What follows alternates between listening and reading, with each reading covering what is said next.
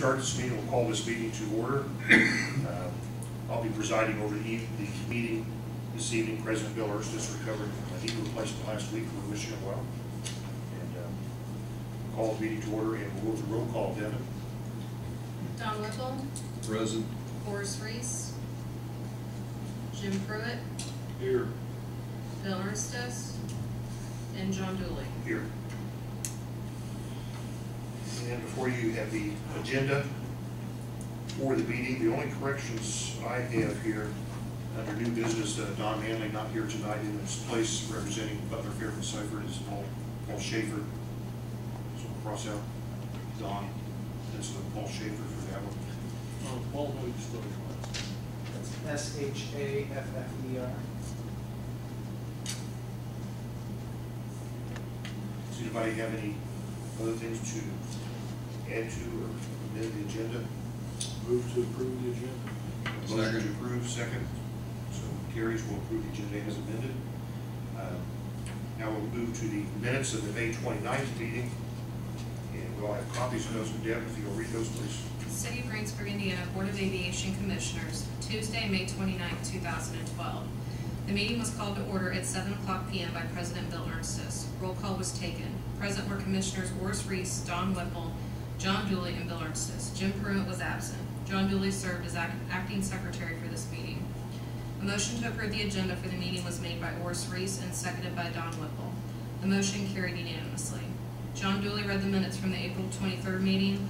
Don Whipple motioned and John Dooley seconded approval of the minutes. Motion carried unanimously.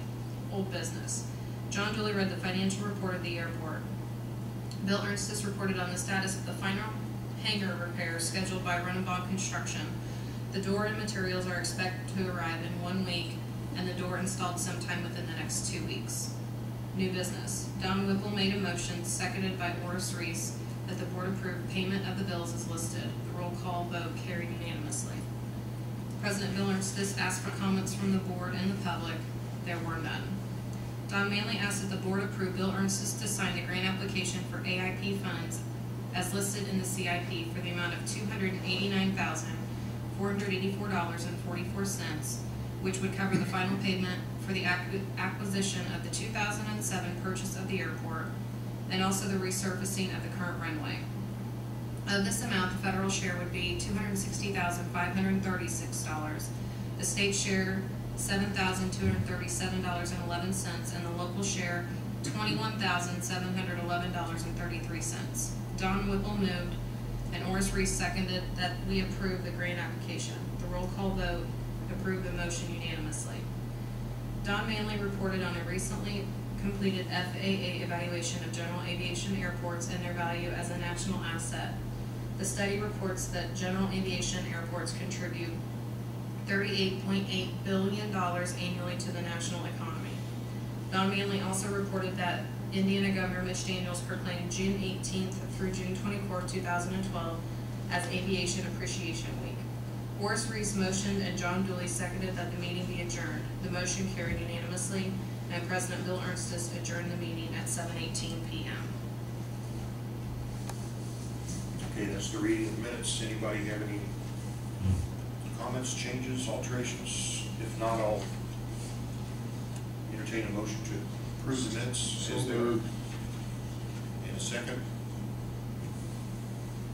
I'll second. Jim wasn't here, so I'll second that motion. That's right. Well, we have a quorum of 3, out of 5, and 2 of the 3 would still carry it. So, all those in favor of approving the minutes as listed, say aye. Aye. Any objections? I'm going to abstain. Just because of the fact I wasn't here last week. Okay. The last month. So the minutes are approved as written. We'll move on to old business, financial report. And I guess I'll give the financial report. That's what I usually do. We have the 3 accounts for the aviation funds here. The first one being the airport improvement account, and the current balance year to date, $114,527.13. In the aviation rotary fuel account, $87,804.22. In the airport operations account, $180,771.88. The the balance of all the airport accounts combined, $383,103.23. All right.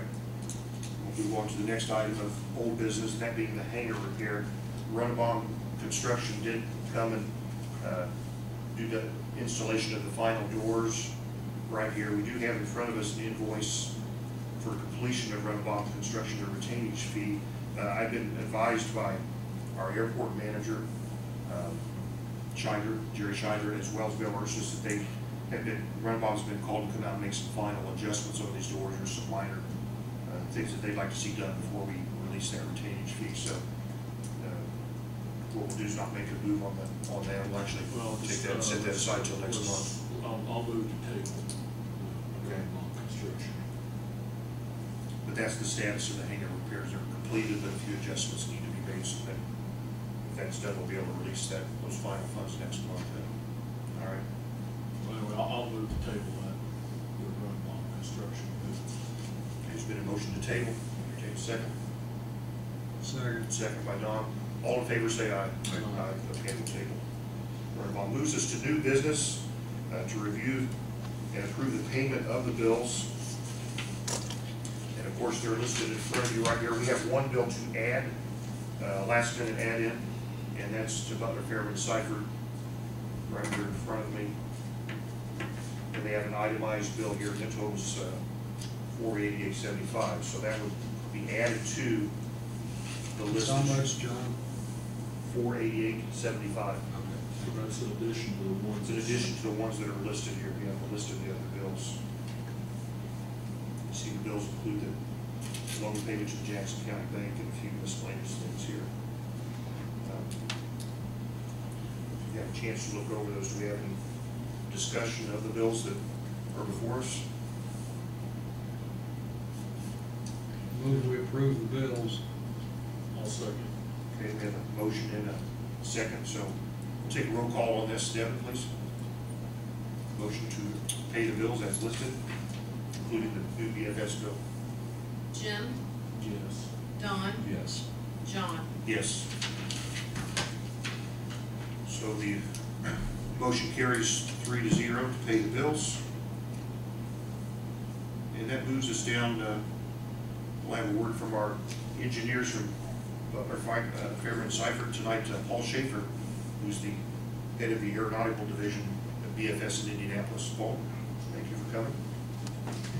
Thank you for having me. I apologize for Don's absence this evening. He's with his family in Texas, participating in a wedding this week. So, his regrets for not being here this evening. We clarified that it's not done.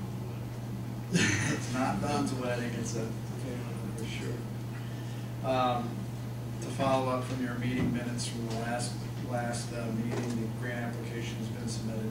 The FAA has not issued the grant just yet, so we're still waiting the FAA signed grant. When that comes in, you'll have a finite time to return that and get that executed after it's been signed by your attorney. Wanted to let you know that there has been positive dialogue with Bob Beaumont with the FAA, and he is in the twilight of being able to allow you to move to public hearing. So while we can't announce what days those will be this evening, there's been significant progress on that, and that's a positive step for the runway project. The third thing that I have to report is the Aviation Association of Indiana is having a quarterly meeting at the Auburn, DeKalb County Airport on July 19th. The meeting starts at 9:30 in the morning. It'll run through 2:30 in the afternoon. The theme of the meeting is grassroots aviation, how to stimulate activity at your airport from tail dragger to corporate. And they have a nice lineup of speakers, including AOPA, Regional Vice President Brian Buds will be speaking. They have an FAA speaker from Safety and Certification. They're having an EAA speaker, specifically with their local vintage aircraft chapter. And then they will have a corporate tenant on the field describing their operation at that airport and how important it is to them and how you should approach your business community in your community. And then the last speaker is a Civil Air Patrol squadron leader talking about Civil Air Patrol activities at the Auburn-DeKalb County Airport, but how you can participate in Civil Air Patrol and get more involved in that program. They have a youth program, so the youth squadron leader will be there. The youth don't fly typically; they get a ride in the mission, but the adults actually act as an auxiliary to the Air Force and perform search and rescue. So that'll be a quite interesting presentation quarterly, and can help you get some ideas on how to invigorate your grassroots movement at your own airport. So, unless there are any questions from me tonight, that concludes our report. Anybody have any questions for Paul Shaffer? Thank you, Paul. Moves us on. We always reserve a section in our meeting. It's an open meeting, and it's the time if anybody has any comments or questions, either from board members or the public. Now's the time to have your say. Nobody? Okay. If not, comes to the last item on our agenda. That's meeting adjournment. So I'll entertain a motion to adjourn this meeting. So moved. Moved. Yeah. I'll second it. That motion. All in favor, say aye. Aye. Aye, thank you. At the time, it's 7:13.